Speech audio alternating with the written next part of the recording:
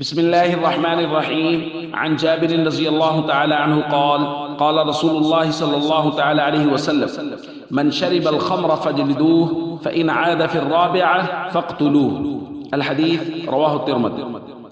نبی کریم صلی اللہ علیہ وسلم نے ارشاد فرمایا، جو آدمی شراب پیے اس کو کوڑے مارو، اور اگر کوئی آدمی چوتھی مرتبہ شراب پیتا ہے یعنی کوڑے لگنے کے باوجود، فاقتلوه، حضور نے فرمایا پھر اسے قتل کر دو۔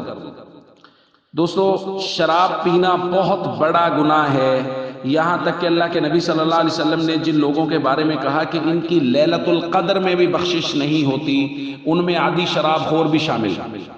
گو کہ اس روایت میں چوتھی مرتبہ میں قتل کرنے کا ذکر ہے، لیکن بعد میں اللہ کے نبی صلی اللہ علیہ وسلم نے جو بات بیان فرمائی اس میں قتل کا ذکر نہیں ہے، بلکہ راوی کہتے ہیں کہ نبی صلی اللہ علیہ وسلم کے پاس ایک آدمی لایا گیا، اس نے چوتھی مرتبہ شراب پی تھی تو حضور علیہ السلام نے اس کو کوڑے ہی مارے، اسے قتل نہیں کیا، یعنی قتل کرنے والا حکم منسوخ ہو گیا۔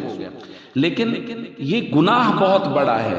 اور پھر اگلی بات یہ ہے کہ یہ انسان جو شراب پی رہا ہے یہ اپنی صحیح عقل والی زندگی پر اپنی غلط عقل والی زندگی کو ترجیح دے رہا ہے، یعنی اچھا خاصا عقل مند انسان اگر شراب پی رہا ہے تو گویا وہ یہ چاہ رہا ہے کہ میں عقل مند نہ رہوں، میں بے وقوف ہو جاؤں۔ ظاہر ہے شراب پینے کے بعد تو انسان کو تمیز ہی نہیں رہتی، وہ گالیاں بکتا ہے، وہ بکواس کرتا ہے، ماں بہن بیٹی کی تمیز نہیں رہتی، تو یہ اپنی عقل پر گویا اعتراض کر رہا ہے اپنے عمل کے ذریعے سے کہ مجھے عقل مند نہیں رہنا، مجھے بے وقوف رہنا ہے، مجھے لغویات بکنی ہے۔ شراب پینے کے بعد انسان انسانیت سے گر جاتا ہے۔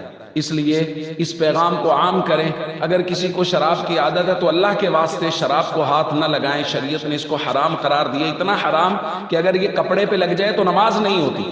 ایک چیز کپڑے پہ لگ جائے، بدن پہ لگ جائے، نماز نہیں ہوتی، وہ ایک مسلمان کیسے پی سکتا ہے؟ اس لیے اپنے آپ کو اس لعنت سے محفوظ رکھیں۔ السلام علیکم ورحمۃ اللہ وبرکاتہ۔